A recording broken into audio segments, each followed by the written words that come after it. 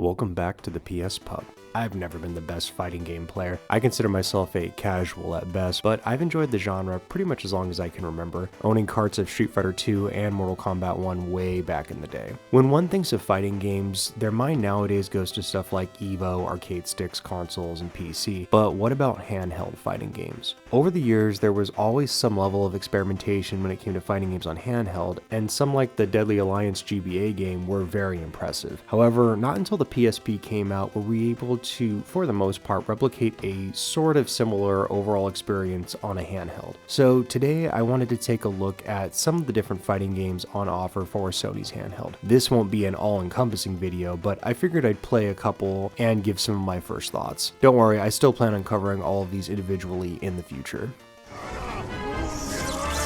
There was only one chance left. Mortal Kombat Unchained. Raiden's sacrifice was in vain, for the blast had little effect on the Dragon King. Now Onaga has what he needs to shape the realms as he sees fit. I was the fool who brought him this power. Only I can destroy this threat, born of deception.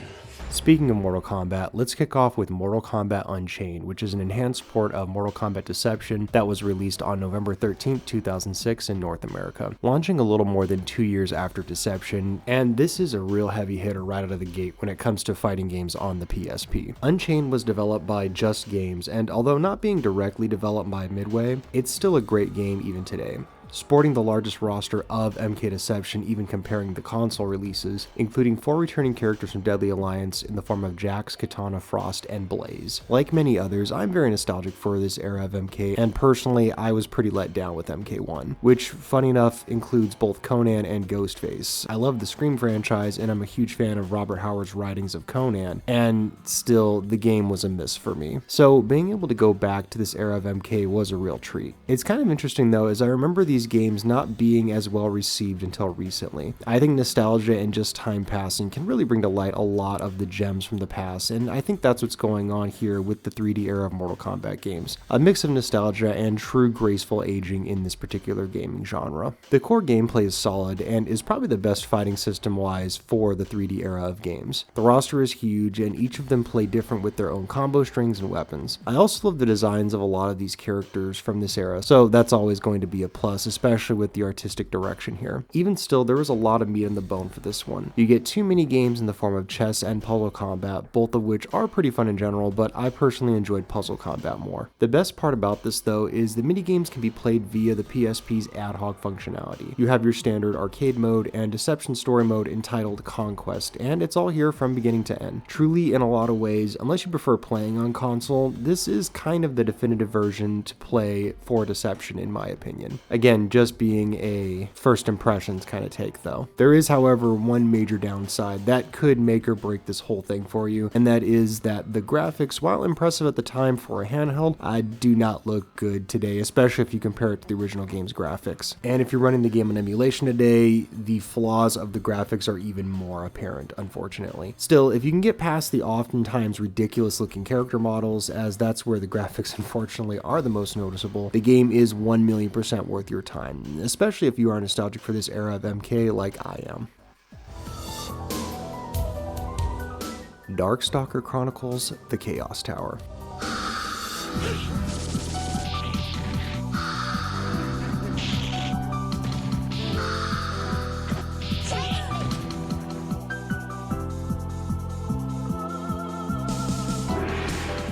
We can't talk about fighting games with impressive ports without talking about Capcom, and they released 2 major ones for the PSP. The first, Darkstalker Chronicles: The Chaos Tower. I've already talked about this game in detail in the past, so I'll be brief, so if you want a more in-depth look, go back and check it out. However, I'd be remiss not to talk about this one again, as it really is one of the best fighters on the system, even though it was a launch title for the PSP. The game contains every character ever to appear in a Darkstalkers game here, and it all looks, plays, and feels great. There is a slight graphical downgrade from what you can get via other ports and collections though. Still, with the addition of the Chaos Tower mode, it really makes this one worth picking up for its single player content alone. Also, the multiplayer, while being a bit stuttery, wasn't the worst I'd experienced, especially if you're utilizing the PPSSPP emulator. So if you and a friend are nostalgic for this on PSP, you'll definitely have some fun with it.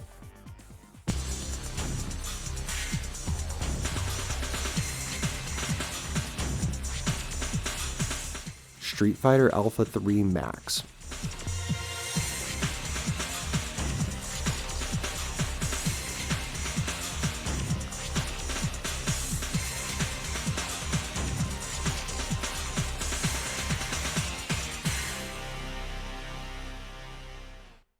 Street Fighter Alpha 3! Next we have Street Fighter Alpha 3, and it's easily one of the best games I'm talking about today. If not just because Alpha 3, in my opinion, is one of the best fighters ever made. It also has a plethora of modes to play, and the most comprehensive roster you can choose from in the Alpha series. In a way, this is the definitive version to play if you're looking for content. Everything from modes to characters, it's crazy how much content is packed into this one. Just an example, you have dramatic battles, which pits 2 people against 1, or you can do reverse dramatic battles for a 1v2 experience.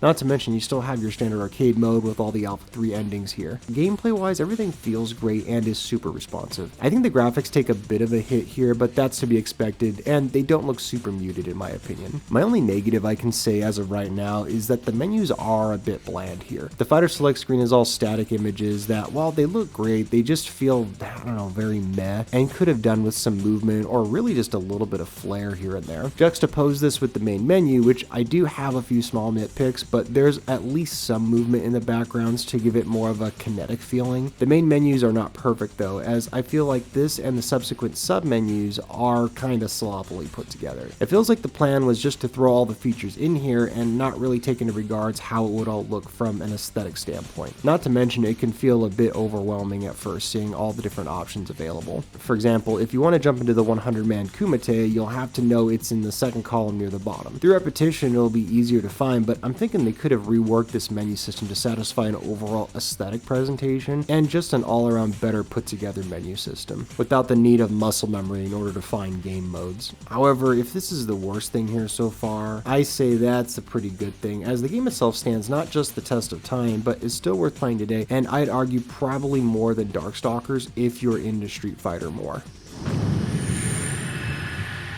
Final Fantasy Dissidia. I love the Final Fantasy series and have been a fan since I was a kid. So when I heard there was going to be a fighting game with tons of characters I already knew and loved, I was excited. I do have to be honest though, the Dissidia games are not really my thing. I do get they have their fans, but I could never get into the game's fighting style. Now, all that being said, I do think what's on offer here is great, and if you enjoy the fighting system, this is probably one of the deepest one-on-one fighters you can play on the PSP. The game has a decent roster comprised of representatives from most of the Final Fantasies out at the time. Sure, its sequel would expand on the roster quite a bit, but I do think there is enough reason to go back and check this one out. The fighting system sees you attempting to lower the HP of your opponent to 0. However, the catch is you'll want to lower the HP bar rather than numbers above that. You'll use the numbers above the bar to inflict permanent damage on your opponent's HP bar. However, you can use a different attack to lower this number value. So certain attacks lower the attack value, while other attacks you can use to quote-unquote cash in that number value in order to inflict damage. My terrible explanations aside, I understand Square's want and desire to always be innovative, and I can respect that to a degree, but I think a simple, straightforward fighter would have sufficed here. Still, my subjective opinions aside, the graphics here are great, and I do love the art style. Truly, there is a lot to love in this game, and I get jealous of others who do because, unfortunately, I just don't know if these games are for me. I do want to cover them eventually, but I also do want to be fair about it when that time comes. WWE Allstars.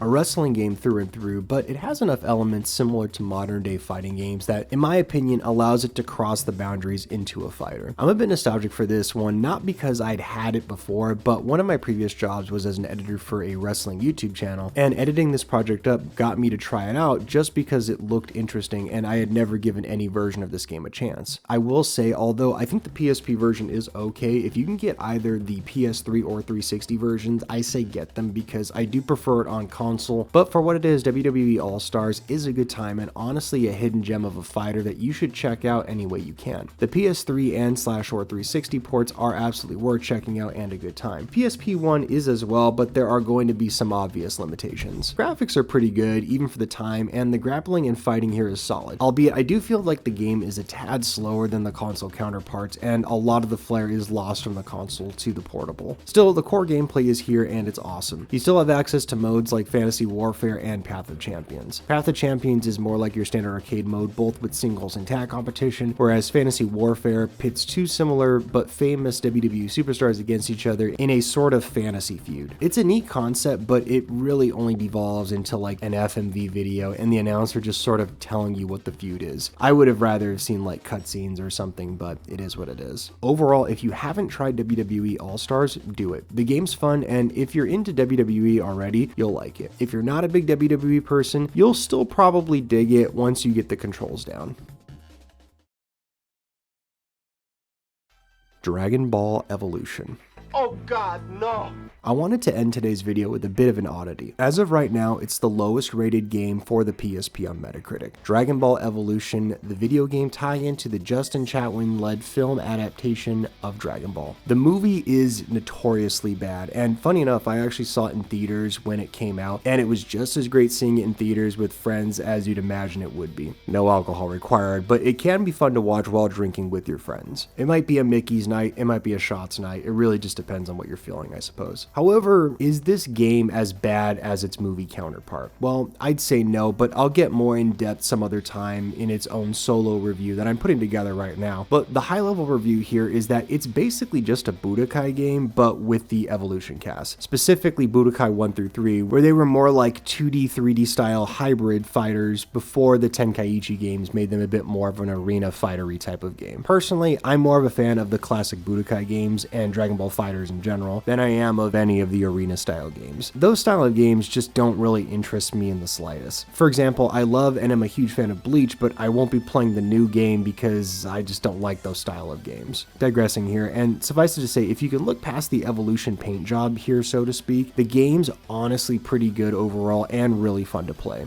I know the easy thing to do is dunk on Evolution in general, and I'll get to the story mode and stuff in my future review, but aesthetically the game actually doesn't look too bad in my opinion. The graphics are decent and the overall art style is okay. It kind of reminds me a bit of Flying Dragon's Tekken style mode in terms of its art style. If you've ever played that game, I'll put some footage up right now. Not to mention, it just carries this goofy tone and vibe all the way through. Almost like the devs knew what they were making, but there isn't this air of mocking to the source material that the film has, if that makes sense. The film felt like it was embarrassed to be a part of Dragon Ball, whereas here it's almost like the game celebrates how backwards that logic is and just goes full bonkers, if that makes sense. Like, just looking at how Yamcha plays, if he was like this in the movie, I guarantee it would have been like 10 times better. The moves are all flashy with bright colors, and the gameplay itself is fast and frenetic, but not in an incoherent way. The more you play, the more you become acclimated to the gameplay style, and that's really where the fun starts here. An interesting feature that, correct me if I'm wrong here, and let me know where else it's shown up, but Dragon Ball Evolution has a camera angle selector, which at its default is in the standard 2D fighter / Tekken style camera position, but in the game what it will do, it will allow you to change the angle a few degrees until the camera is all the way behind your fighter. Personally, I've never seen it to where you can change the camera angle like this, except for maybe like Street Fighter 4 on the DS, but that was just a straight over the shoulder gameplay shot, whereas here there are 15 different angles to choose from. I know Pokken had something similar, but again, I think that was just how the general game played, but I could be wrong here, so let me know in the comments if there were other games that allowed you to change the angle. Sure, there's slight variations, but it is interesting to say the least. As far as gameplay, it's the exact same with no changes if you do utilize the changing of the angles. I know a few other YouTube reviews out there do put this game in a more positive light, but genuinely, I'm surprised more people don't play this even from an irony standpoint. The game is fun and the graphics are ridiculous. Even for the memes, it would be hilarious to see this on one of the offstage games at EVO. The final thing that I will say here is that the main menu theme and the soundtrack overall for Dragon Ball Evolution is pretty awesome.